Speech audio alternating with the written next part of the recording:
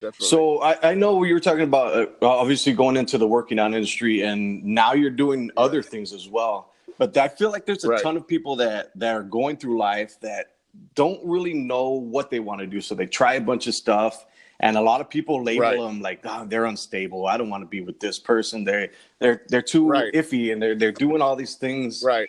Do you think that's necessarily a bad thing, or is it a good thing? What are your thoughts on that? Well, look, I mean, we have to be realistic in the area of like, there was a time when I didn't know what to do. There was like when I came back from addiction, I felt lost. So the way I found clarity and I found myself in that in at that point, one of the things that I told myself was that I said, okay, I'm not sure what I want. Like I wasn't sure, but what I did know was that I wanted success. So I did it kind of like, and I'm not super religious or anything, but I did it kind of in a prayer format to where, I told God, the universe, I said, you know what? I want success. I want to better myself. So I felt that I left the window of opportunity open, and I had to have the ability to identify an opportunity when I saw it. And when I saw that opportunity, I took it.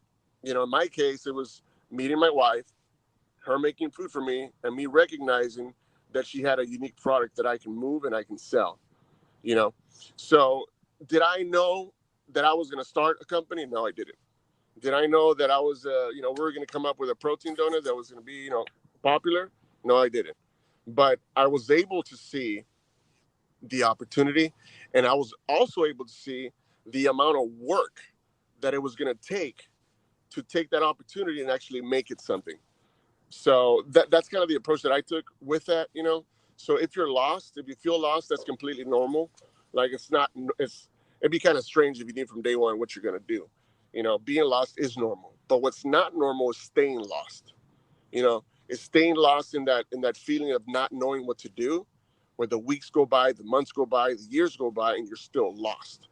So finding clarity to me is saying I want to be successful. I want better things for myself, and then having the awareness to identify when that shows up. Yeah, and I hear a ton about people not liking change. So, like for example, for me, when I was starting my business, I had to cut off a Uh-huh. lot of things, a lot of friends, and they were like, "Well, Yeah, you changed," and no, nobody yeah, likes yeah, that. Nobody likes change, man. yeah. I It sucks. it's hard. It sucks, man. Yeah, it is. When I decided to change myself, I had a certain reputation of being vanity guy, the guy that's just about his body and selfish and chicks and pretty much the same reputation that any fitness trainer Hmm. has.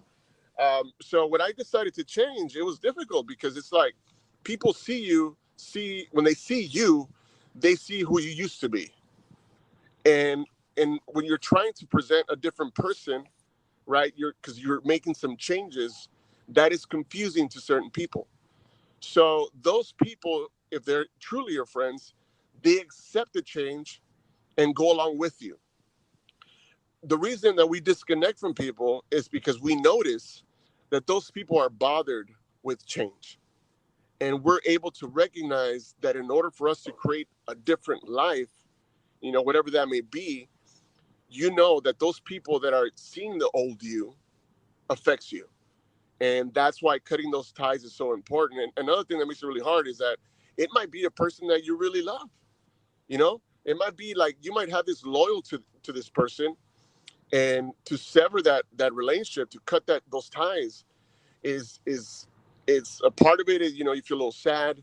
You wish that this person would have been along the ride with you and accepted you and kind of wish the best for you. But if you don't see that, you have to cut those ties, and that's why change is hard, man. That's why there's a study that shows that after the age of 25, the odds of you changing are fucking slim. Wow. Because it's like the only way, like you look at me, I changed I had my rock bottom at 31, but I changed because of trauma. You know, I was in rehabs, homeless, fucking heroin addict, crackhead, all this shit. So I hit rock bottom, and that trauma catapulted me to change, and I realized where I was at. So there's a big baggage that one carries when you decide to change, and it is very freaking hard. Yeah, nobody ever really talks about the struggles in life, and a lot of people just are just going through life. That social media image of the perfect person, the pictures of family. Yeah, I think that stuff is yeah, just a lot of bullshit, and it it's is. life. Life It isn't is. like that, man. No, it's not, dude. It's fucking hilarious. Like people tell me, like, man, dude, like you built the company that's so amazing, and like, fuck, you got these stores now, and da da da. And I'm like, dude, like you're seeing the end result, you know. But what you should be asking me is, how the fuck did you get there? Like, how difficult was it? And it's the process is what we should be talking about, not the result, because the result may be misleading. Like you're like, oh wow, look, this guy's doing this and this and that. I can do that, you know. But going into something and realizing how much work it's gonna take, that's what we need to be hearing more of.